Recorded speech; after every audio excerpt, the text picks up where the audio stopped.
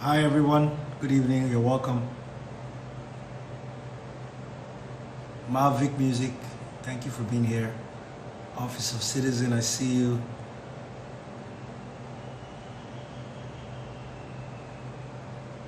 Hey, my friend, all the way from the southern part of Africa, Ellie is here. Her birthday was a few days ago. You're welcome. Tonight we're gonna have a conversation with my big sister in the music business. She is just quite amazing, funny, uh, uh, hustler, um, one of the smartest people, one of the most talented people. I think at some point I'm going to ask her to to answer questions in different voices, so you guys can just see a little bit of her talent.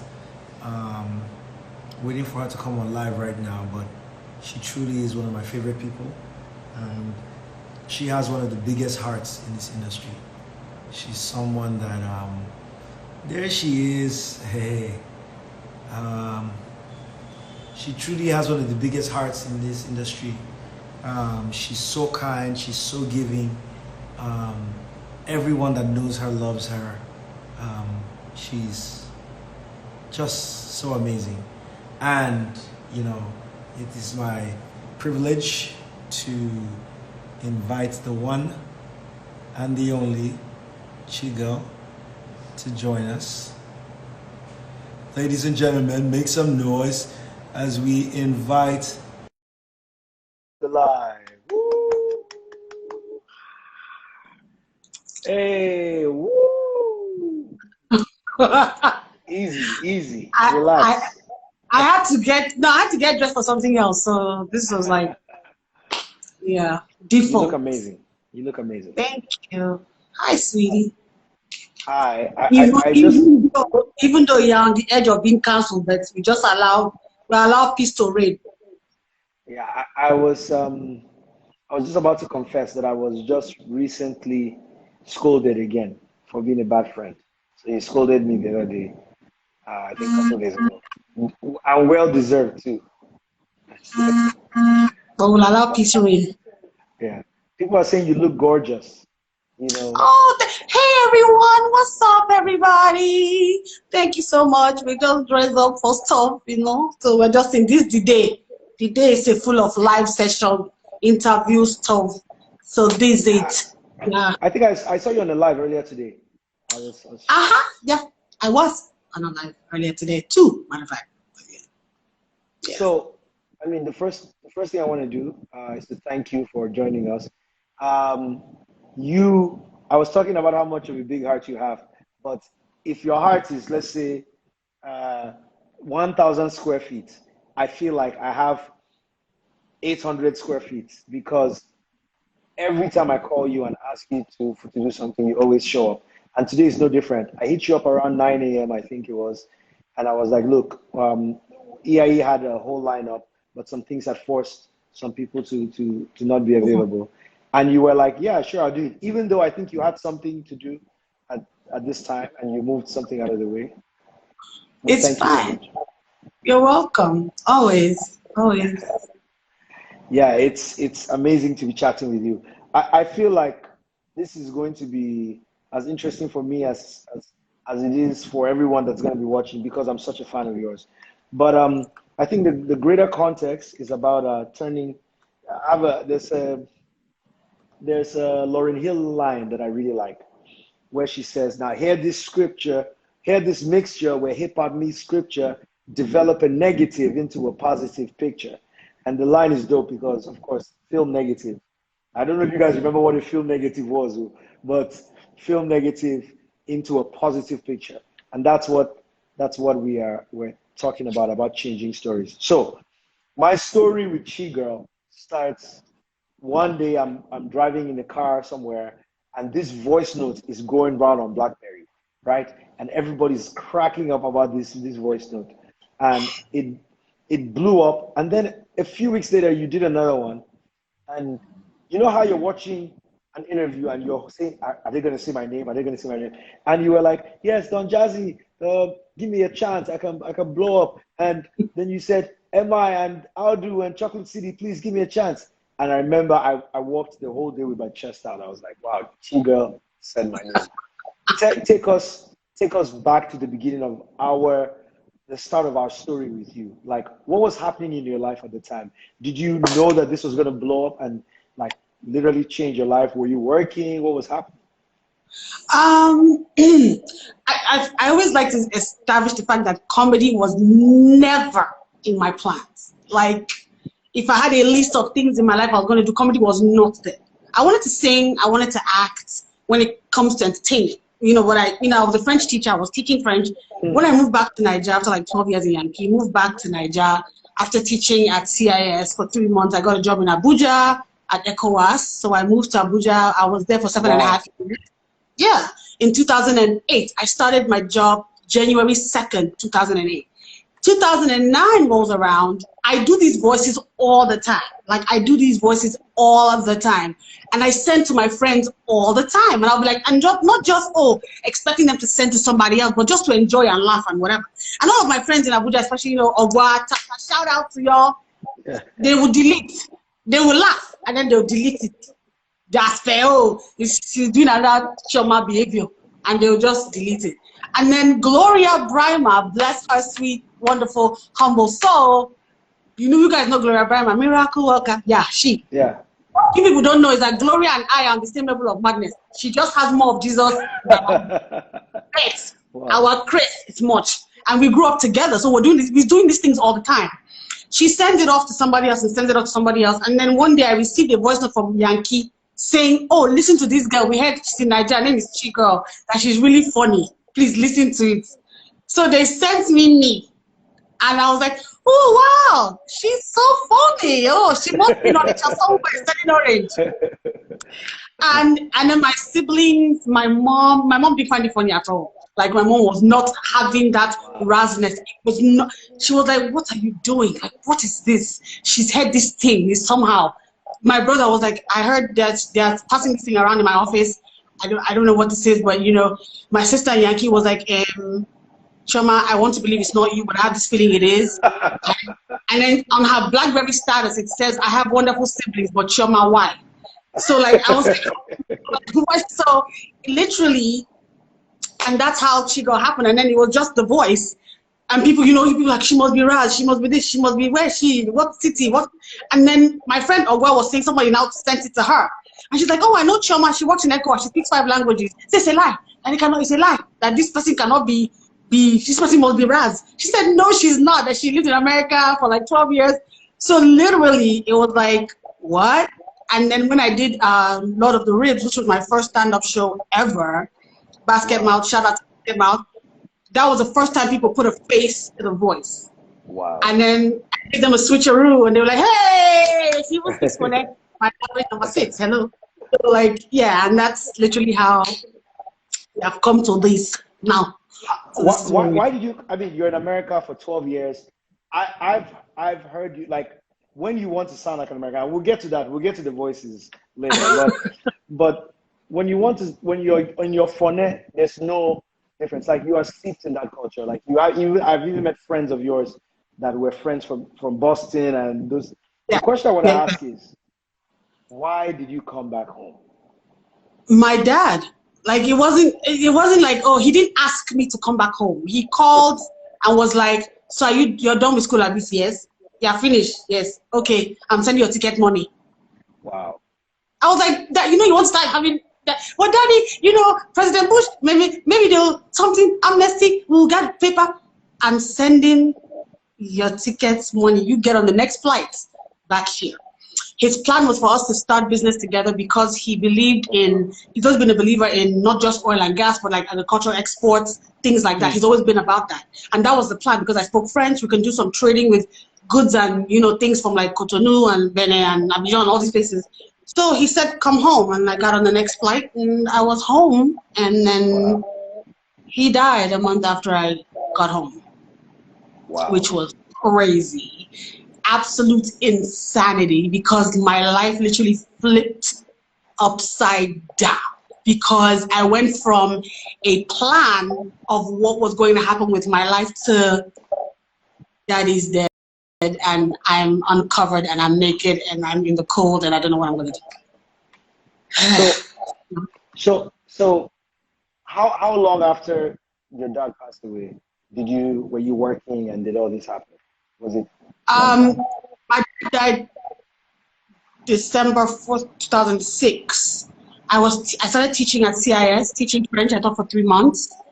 And like a little bit after that, I did some odd jobs, something. Actually, when my father died, I was doing a play. I was auditioning for a play while I had auditioned and I got a part in a musical play. Now, my father died we got the news on the Monday, and I was supposed to go on stage on a Wednesday. That was the first day of the play. So I would literally go on stage, do my thing, sing, make the kids laugh, come backstage, bawl my eyes out, cry, wipe off, do my makeup again, go to the next show, because I'll do like 2 shows a day. That same time, after the show, I also auditioned for West African Idol. So while we're preparing for season period, all of that, I was doing West African Idols. Of course, my mother was like, "Your money, where are you going?" They were giving my aunties, like, "Where are you going up and down? You're supposed to be inside the house. You don't know your money. You're not supposed to be doing all these things." And he said to me, "Do what you gotta do, but know that there are repercussions to your actions. So whatever it is you do, know that there's something happening after that, and be ready for it." So I chose to damn them, and I did West African Idols. I did Niger Sings. I did all that. And till I moved to Abuja. How do you, in the middle of tragedy, how do you go to the place where you're still okay to perform? And I've seen you do this. I don't want to, I'm not yet there to ask to talk about some of those things, but Right. I've seen you deal with pain and then immediately be on stage and make everyone laugh. And there are a lot of people that maybe are watching now that get stuck in the excuse phase. Something has happened to me, I'm dealing with this thing, I can't perform anymore. But here you are, someone that's dealing with this tragedy and being on stage performing, singing, doing all these things. How do you compartmentalize, pain and still perform? First of all, I feel like this life is a job, right? And I've always felt like the audience doesn't need to know or doesn't care to know that I'm going through something. So I feel like you put your game face on, you do what you gotta do, and then you can be human when you come back. But if you have a job to do, and that's what I told myself, I said, you got a job to do. I could have easily said, you know what, I can't do this play right now. I could have easily said that. You find somebody else. But I was like, you know what, I needed to focus on something else. I couldn't think, oh, my father's dead. So for the minutes that I was on stage singing, and because it was something I loved to do, it helped me also get myself together. So I was like, while I'm on stage singing, I'm not worried about, oh, my dad just died. I'll face reality when I go back to my house. And that's literally what I did every day. I was just sort of like a hamster on a wheel. And I just kept just doing what I needed to do to stay okay, literally. And that's, and I think when you are going through things like this, you sort of like make a decision, a conscious decision in your mind. Because I felt like when my father died, I thought I was going to die. And that's the honest truth. It was when I woke up the next morning and I said, oh, I'm still here. And I said, oh, okay, so I didn't die. That means there's something bigger and there's something ahead. But I decided to myself, I said, you have to live. I literally told myself, Choma, you have to live. And I decided to live.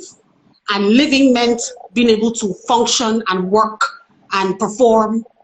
And so I did. It was just a decision, literally. Wow. Wow. There's so many questions that I want to ask you. Okay, let's go back in the timeline. This voice note has come out. You're working. I mean, so far you've painted a picture for us, right? You have one of the families that expect you to do, take the corporate path, and a few times it's popped up. Your brother has already popped up in some of these stories. I don't know if people are paying attention. I know who he is, but hearing you talk about it, he's popped up and as sort of this supportive voice. Like, my sister is a creative and I got her back and I support her. But you're back in this moment. This voice note has started circulating. Hey, I almost said circulating. Circulating. Circulating. But the voice note is moving around. Take us between that and the moment when you say, okay, hey, I want to start performing and leave my job. Now, and I think someone was saying, please, can you guys carry us along? Sorry, not vex. Sorry.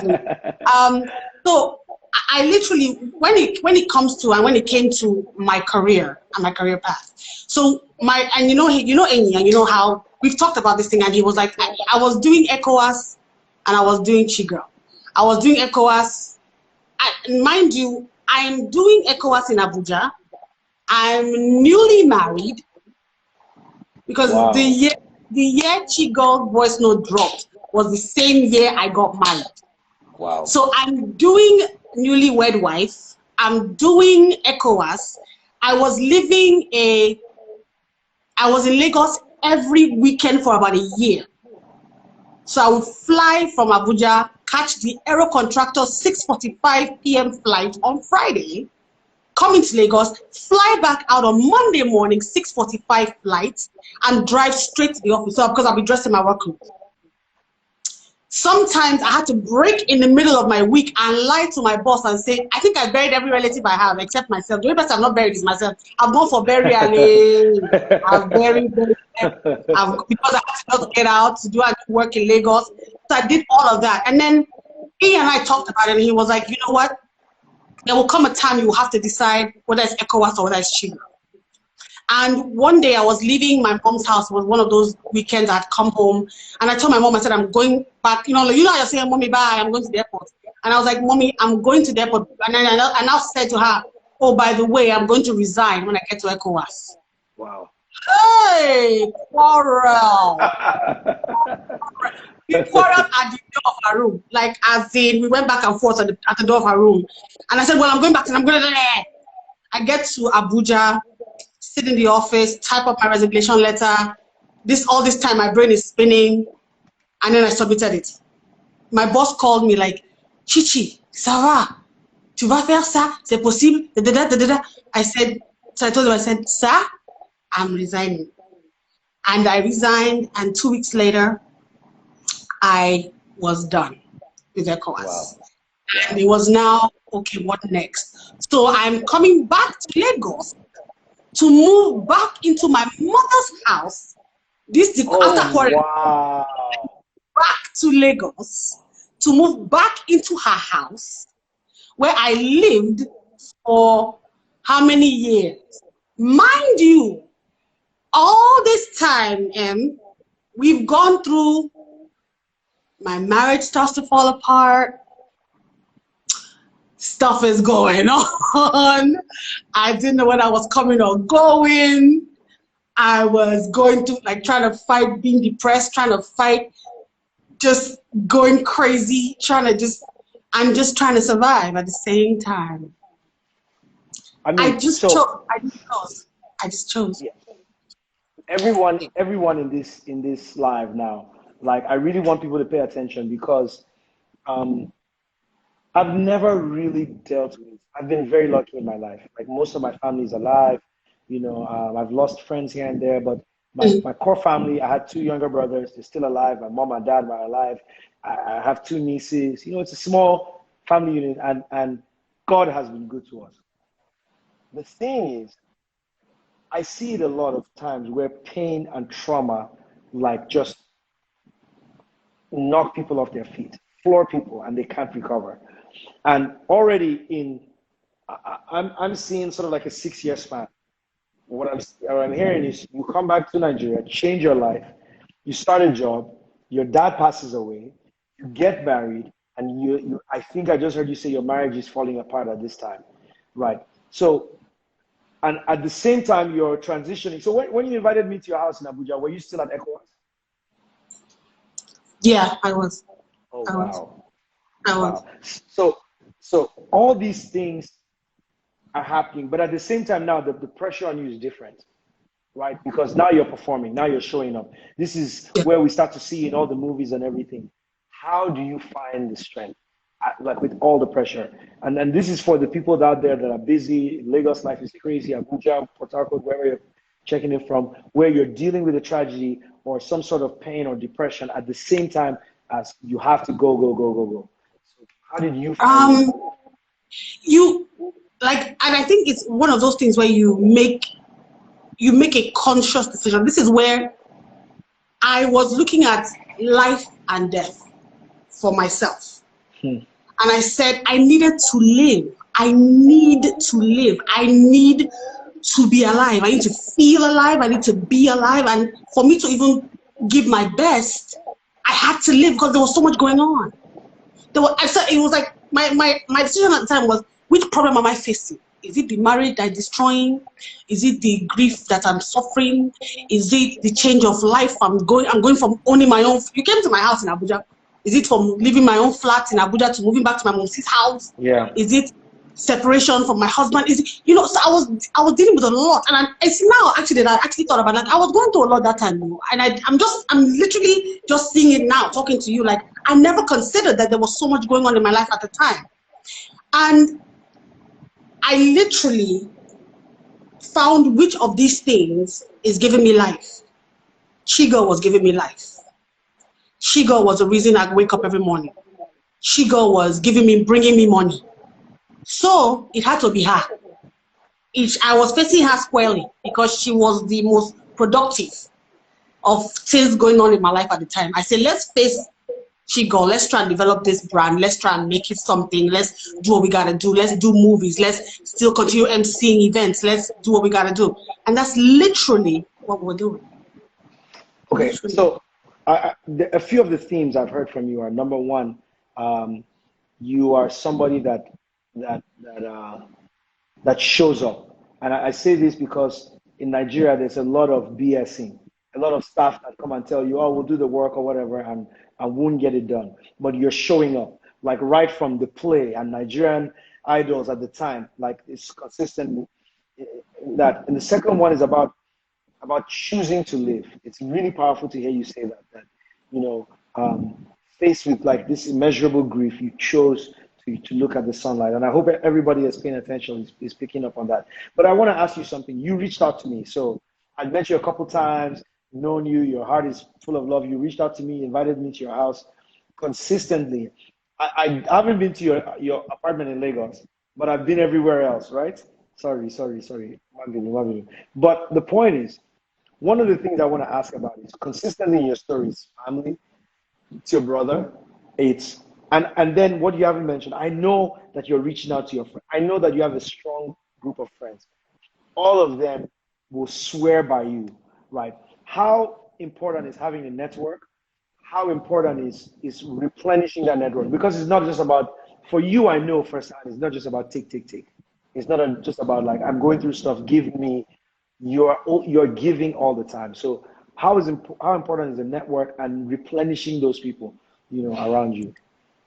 It's funny that you say that, because I have groups of friends. I have like pockets of friends. Like I have my Abuja crew, I have my Lagos crew, I have my close acquaintances, and I have my girls. Like can come to my house and sit down and chill and raise your leg and be okay. I have my truth squad. I have the people that if we quarrel today and they can tell me the truth and like tell me to get out and go and sort myself out, I'll go back and think and come back. I have those people, and I try to keep people around me that tell me the truth. Like if I ask you something like what you're saying, like Chigul, no, you're not trying for this one. Like one of my girls is here, Jay Beautiful. Jennifer will tell you whether you like it or not.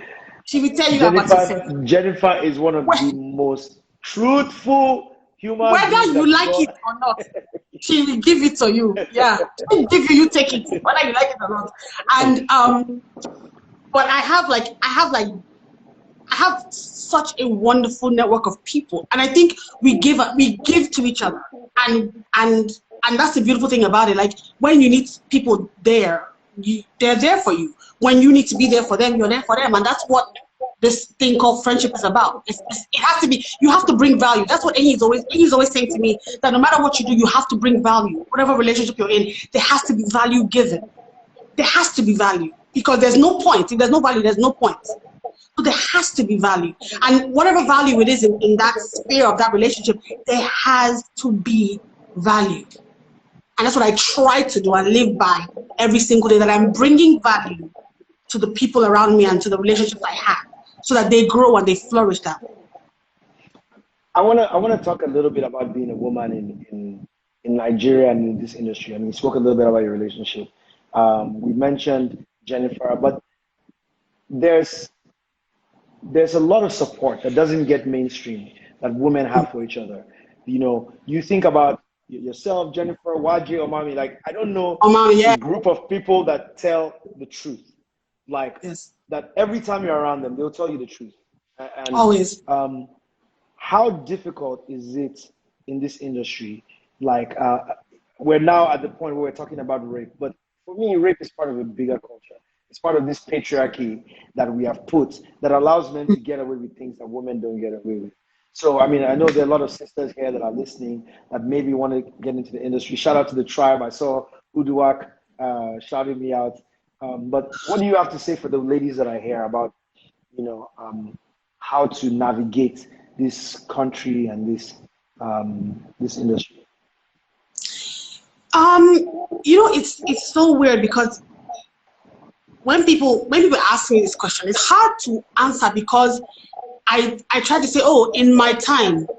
But the truth is, I haven't really experienced those struggles in my time. When the Chigul came out, I got support from all the guys. Like, they were all there. Like, they were all there for me, and they've given me opportunities on their platforms, and I've, you know, to rise and push forward. And I haven't had issues, and even the girls and you know, all the female comedians you can think of, like Passion Boste and Helen Paul and Mandy and Princess and everybody and Lolo and everybody. Like, I literally haven't had to struggle per se, but I see other people go through what they go through, and it's, you know, you sort of like. At the end of the day, I believe that it is a matter of choice, and choose what you will stand for, what you will not stand for. Are you willing to lose out to keep your dignity? Are you willing to sell out and lose your dignity? Choose. You have to choose, because realize that if you choose to sell out and lose your dignity, it's going to take a minute for you to grow that thing or get that thing back. Because once you sell yourself, once you sell out and you lose your dignity, that is part of you that is going.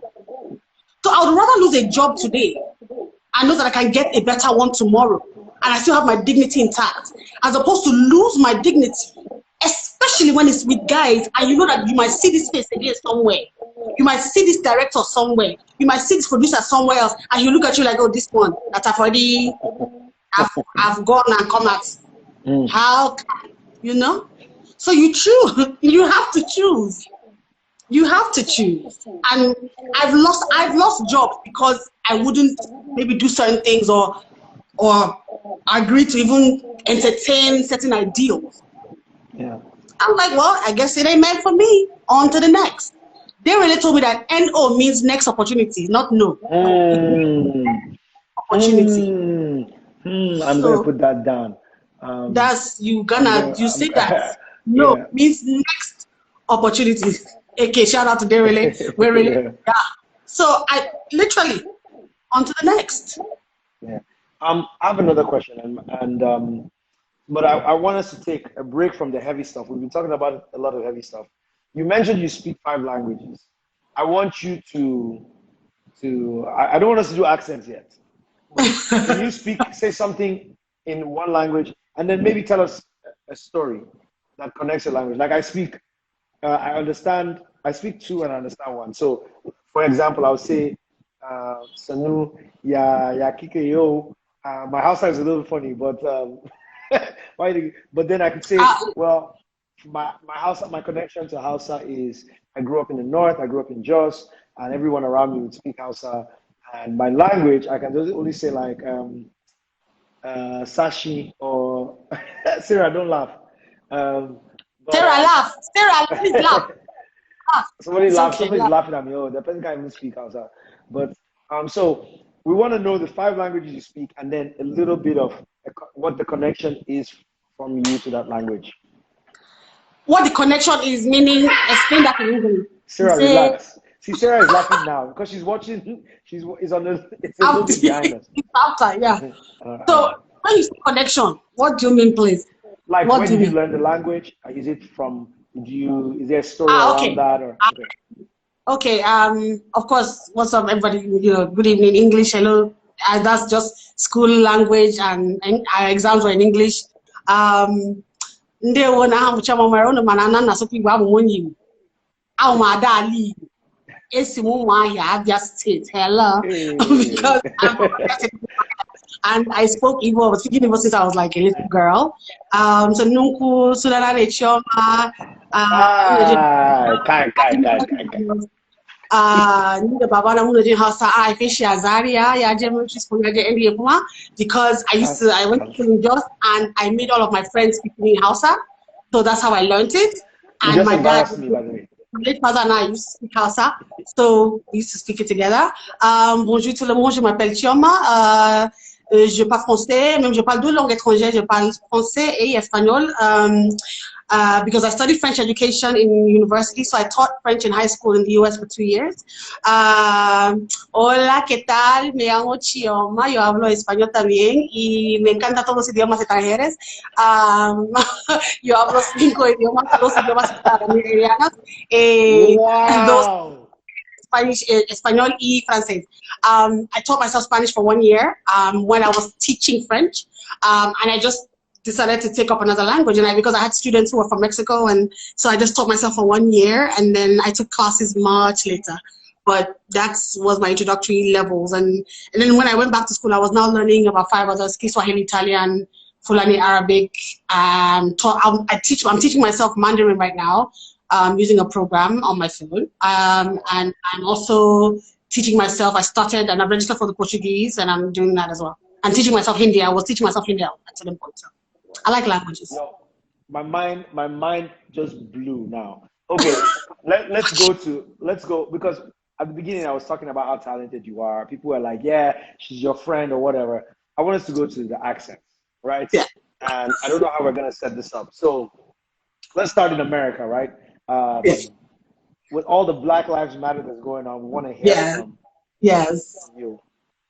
So it depends on which one you want though. Like there's Taquanetta, and she goes off about all this stuff, and she might not even know what you're talking about. But she be giving it to you like, you know what? Like, look, let me tell you how the boy was talking to me, and I was like, what you talking about? So her, that's different, right? And she really ratchet. Oh my God. And then there's another lady, actually, her name is Dolores, and she talks like this. She's from New Jersey. She goes, oh my God, my daughter and my son, my daughter, I want to marry a doctor. And we have matzo balls for dinner because she's Jewish. That's Dolores. Of course, Miss Doreen, because she too old for this nonsense now. She tell y'all about this. She said, look, let me tell you something about this. Y'all got to sit down now and listen here. Listen. That's Miss Doreen. She got to, she comes with it. What? Say that again? Say that? What? Huh? Are there any from the Latin countries? Do we have any?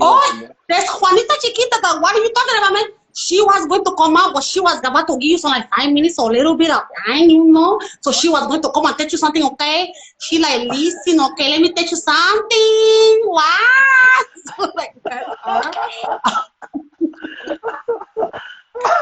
Oh my goodness. Oh my goodness. Is there any? I'll let you pick any of your, because I know you have so many. Any from anywhere in the world. There's of course Lady Catherine, and she's a very proper English lady. She's a Brit. She's a very proper Brit.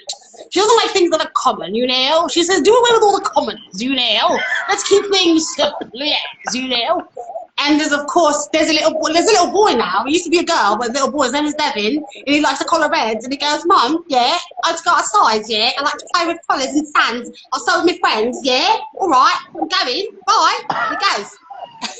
And there's of course There is Marie-Christine. She is French. She have this thing she do.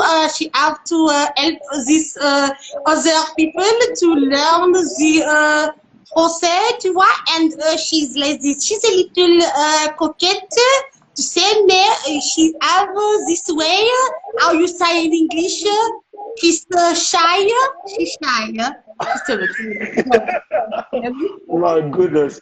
I feel like we should be paying you money now. We should pay you for this. You just give us a. I don't know. They're like 13, but oh, then there's Mrs. Patel. I never talk about her a lot because she never has much to say. She's a domestic goddess.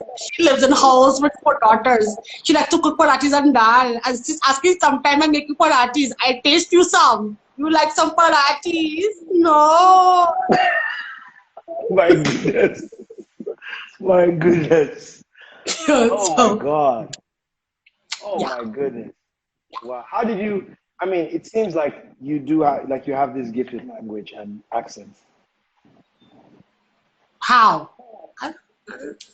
If I go somewhere new and I hear a different accent, I'll try and pick it up. I'm working on a few other ones now. So did you ask anything Chinese or Mandarin or? No. I mean, like I used to do this thing because I used to go to Dubai a lot. So like, you know how when you go to like a store in Dubai and you say, "Good morning, madam. Evening, madam. You see here, madam. Hi, madam." And in the nail shop, you do your nail.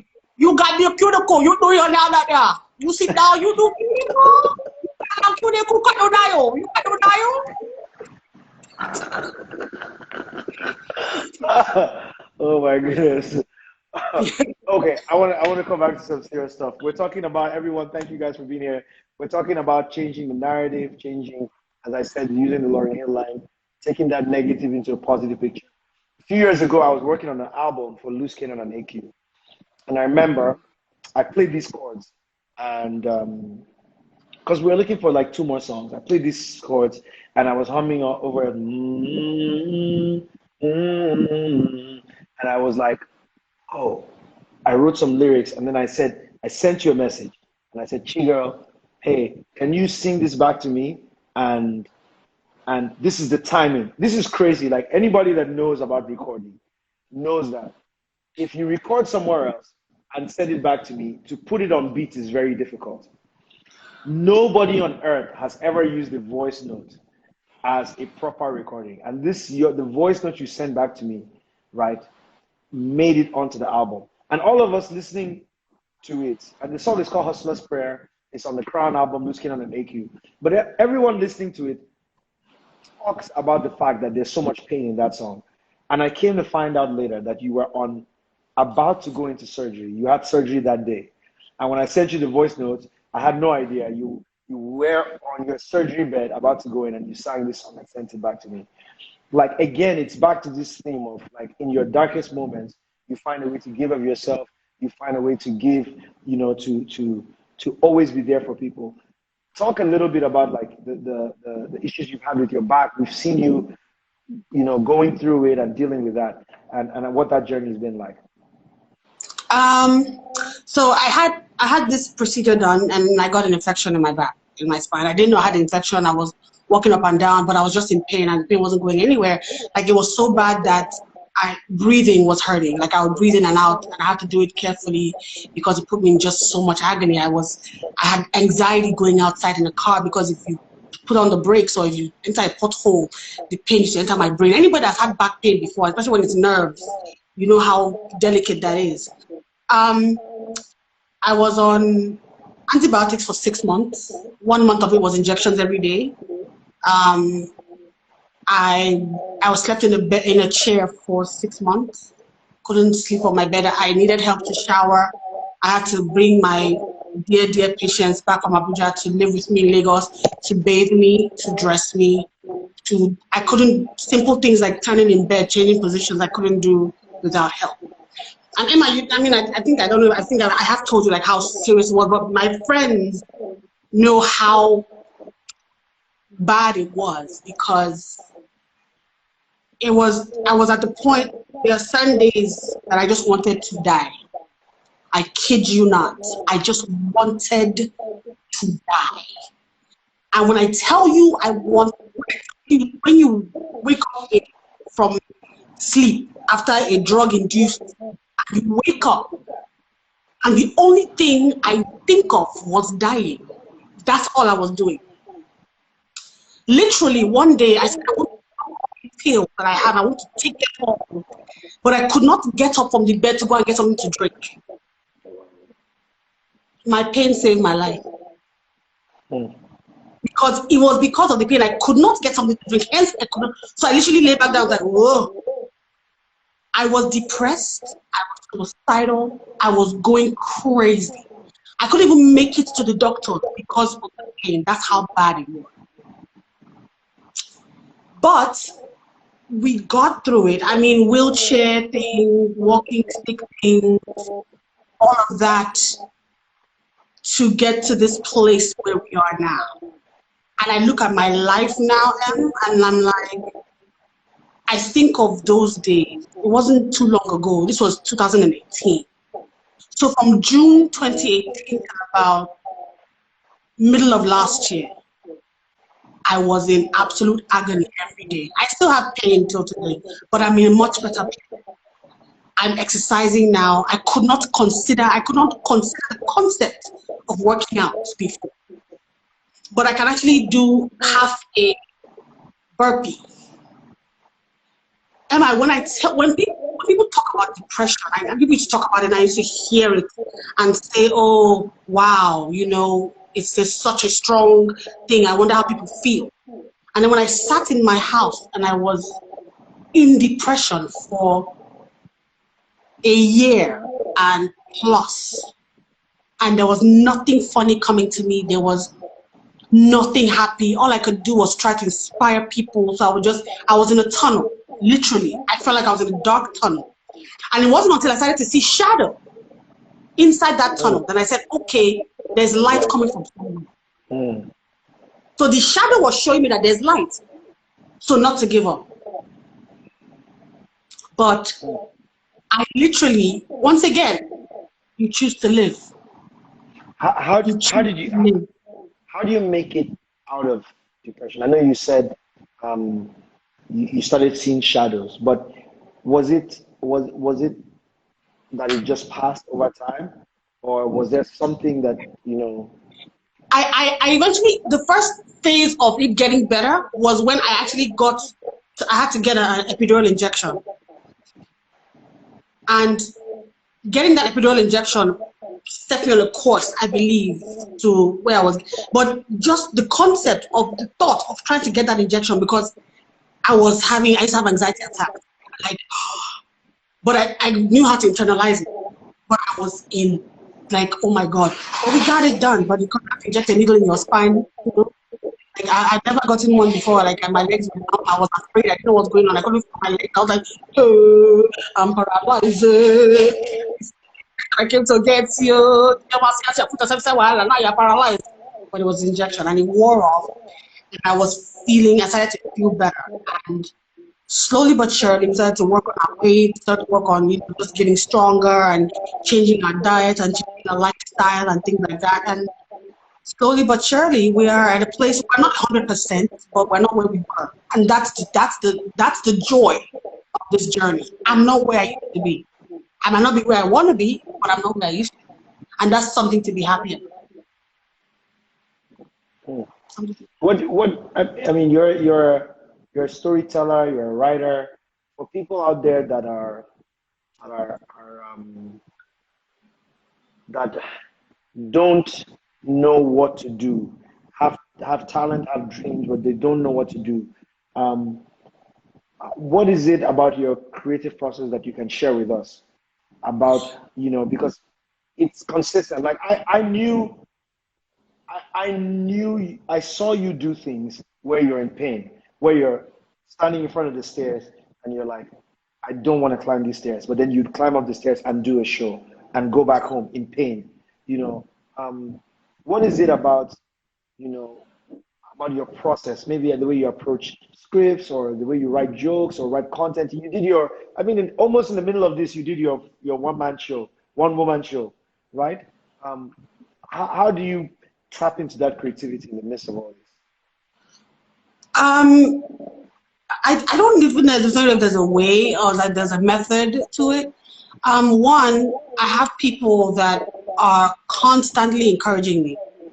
My brother, of course, and just the people I have around me, my friends, and and they were front and center. They're always front and center in my life. Like Oma, Waje, Jennifer, Kate, my friends are always front and center. Like they're always front and center in my life. So it's like these are people that, when I was so afraid to do this one-woman show, I was so afraid. I thought I kept putting it off.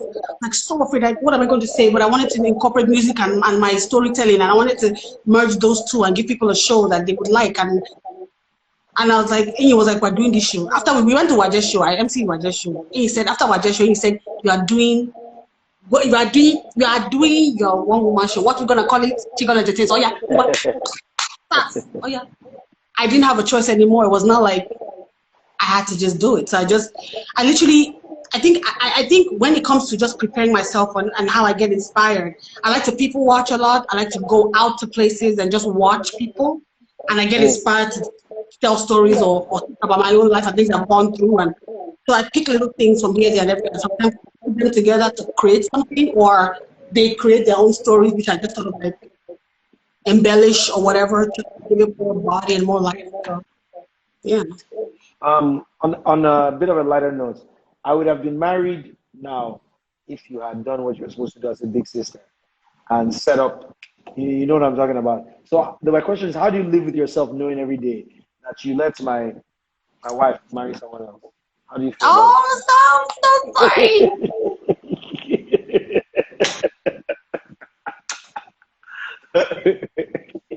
Ladies and gentlemen, no, please don't answer, please. No, hold on. Answer, please. Ladies and gentlemen of the comment section, let me just generalize and say, when you don't shoot your shot, somebody else shoots your shot for you.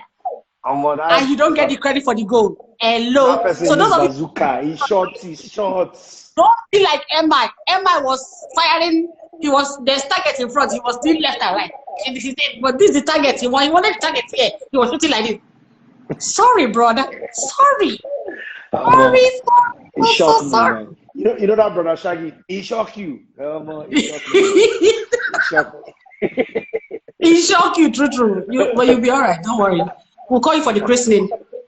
Okay, guys. I want to give some time for anybody to ask Chigul any question. What are you working on, Chigul, while you're answering? If you guys have questions, please. I'm an essential worker. So yeah, this is my work. So I mean, we've been doing some influence work and just being an influencer on some certain projects with some certain brands and things like that. Because we're in event industry, there's no events. So we MC over Zoom. We are Zoom MCs now. Yeah. We are Zooming MCs. Ladies and gentlemen, yeah. Calling Auntie Ironess from Canada. Zoom. Mute. Unmute. That's what I'm doing MC. Huh? What did you say? What has the period been like for you? Like, because you dried up. I say Hamatan. Am I? It's Hamatan. It's Hamatan. It has been Hamatan since March. Hamatan. Somebody said, "Say I'm part of the tribe" in Spanish. I don't know who this person is. Oh, is that Tochi? I think that's Tochi. I can't really see. What's the word for tribe in Spanish? I don't know the word for tribe in Spanish. Just say tribe. Tribe. Yeah? Tribe. No, it's not. There's a word for it. And but you wouldn't say it word for word like that. You can just say estoy en una grupo, una como family. La familia. La familia tribe. Sí, la familia tribe. But you can say that. I mean, tribe family. Yeah. I want to see. Estoy en la familia tribe. The tribe. Sí. Someone is asking where is Chigul from? I think you spoke about that earlier. I'm from Umuahia. Ikwana local government area of Abia State. Umuahia is our township, but Oboro is my village. Is it Umuahia where things fell apart? Uma here is a township, but my local government area is Ipuano. Then Oboron Nongo is my village, but Uma here is our township. That is it. Okay. Someone said, apart from verbal encouragement, okay, that's Jason from the tribe. What else do you encourage other females like you to do in the industry? Any other Apart from, you have? am I reading as if you don't know how to read? See, read it again, please. Okay. Says, apart from verbal encouragement, what else do you encourage other upcoming females like you? But he doesn't say to do in the industry, so I added that part because he's my guy. You have to people always talk about mentorship. Yeah, get your mentor if you want one. But a lot of times we find people who say they want to be someone to mentor them. It turns out with auntie, I didn't eat one day, Wednesday and Friday, and so I need money. I need money for my family to feed. Or you say come and work, then come and work. Does it mean I'm following you to meet people? Is that your plan? So when people want to be mentored, you have to want to be mentored and mentored in that craft and try to hone your craft by being under somebody who's done it before you. Know what you want. There's another question here that says, oh, this is a comment from Ishaya Bako. He says, on climbing stairs, he says, I saw this with Chigul on the set of our film, RTY. Wrote yesterday. Yes, when she was in intense pain, but she did several takes of walking up a flight of stairs. Chioma is a class act. I mean, I said it in the intro, I think right before you came on, that everyone I know, everyone I know has nothing but great things to say about you. I try to be professional. I try. Somebody's asking about mentorship. I think that's Sheila, but I'm gonna take a cue from her and ask. Do you how does mentorship work for you? Do you have mentors and people that you look up to and spend time with? I always find myself when I'm with people who have done this before me, be it on a set or on stage, or we had the play Ada the Country, directed by Lala, and it had Patience Ozoko, it had Antijoke Silva, it had Kate Henshaw. These are icons, and Bimba Kintola, so I was like, okay, now these are people I could learn from. I hadn't done stage in a long time, and so it only behooved me to get tips from them doing this thing. And I always know that I can call on them. I can call on Kate whenever, or talk to Genevieve or anybody that I know, Rita. These are people who are always willing to give you feedback. Uche, Omoni, Ufoma, Chop, people that I know. I always tap into my resources, and these are the people that are my resources. So you should always tap into your resources. People talk to me on DM. I always answer my DM. It's not, hello, my auntie has not eaten. Once I see I need some money for my feeding, I would normally look at it twice and then maybe possibly. But if you come and say, oh, I want to do this, people ask me all kinds of questions. People ask me about their relationship. I've answered them. They've talked to me about working. I will always be there to get information. I always check my DMs. Yeah. So if you send me a good message, be a good answer. But if you send me a stupid message, I will give you a stupid delete. That is it. That's how I think so. Somebody called City of God says you have not answered his DM. There's somebody here that's talking about Hush Puppy, and I don't know if this is the right place for that. Somebody asked about your relationship, but or asking about you being married, but I think the person was promptly scolded by someone else. And I don't know. Do you have any where about that time? Do you have any questions for me? I've been asking you questions this whole time, sitting back, listening, laughing. Well, Emma, I'm always Team MI. I've always been Team MI forever, and I think it's just you should be ashamed. Cover your eye well, because ladies and gentlemen, as I see Emma like this, so tomorrow I'll call him that he'll not pick up. No, false. The whole crew, all of them, wrong. They treat me like a stepsister, but it's okay. False. No. But you know that I'm always. I've messed up. I admit I've messed up. But what I'm saying is that it's not as bad as the network is bad. You see how God works? You see how God does his thing? When somebody was lying, the network went bad because God could not stand there and see his son be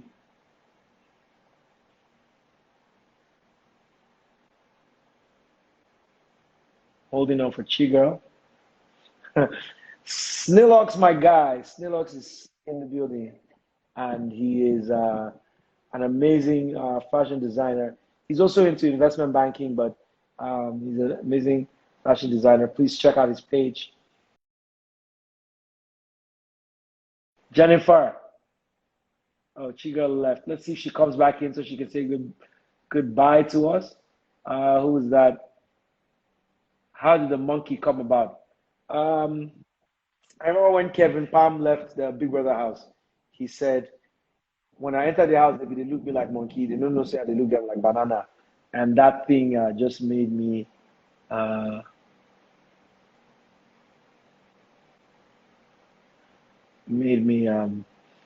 it inspired me so much. So I try to put it into a chorus.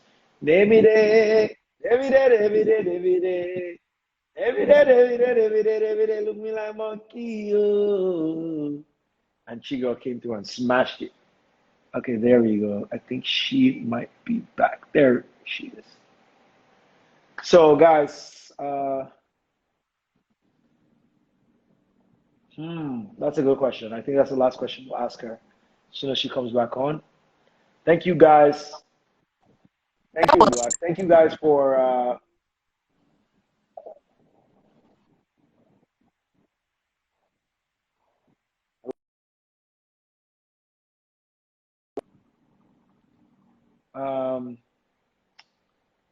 Yes, Chigurl lived in the US.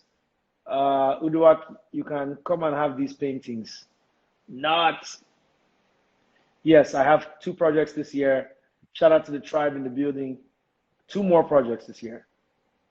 And let me see what else there is to ask. See if I can track Chigurl. If not, I think we'll say thank you to her. You know, she's done an amazing job joining the live last minute today. Thank you guys so much for tuning in and hanging out with Chigurl and I. Tomorrow, I don't know if it's been announced who's going to be here, but let's just say that it's going to be some heavyweights. Somebody that may have sang African Queen maybe on the live tomorrow. So please tune in to EIE and let's continue to support Nigeria. Oh, there she is. Let her come and just say goodbye. Oh, unable to join. All right, guys. Thank you so much, everyone. Have a great night. Chigurl, thank you so much. Thank you, Yemi. Thank you, EIE and the whole team. This is crazy. Shout out to the tribe. Thank you guys so much. And everyone else, good night. Stay safe. Stay at home. It's almost curfew time. Stay at home. And God bless you guys, man. Peace.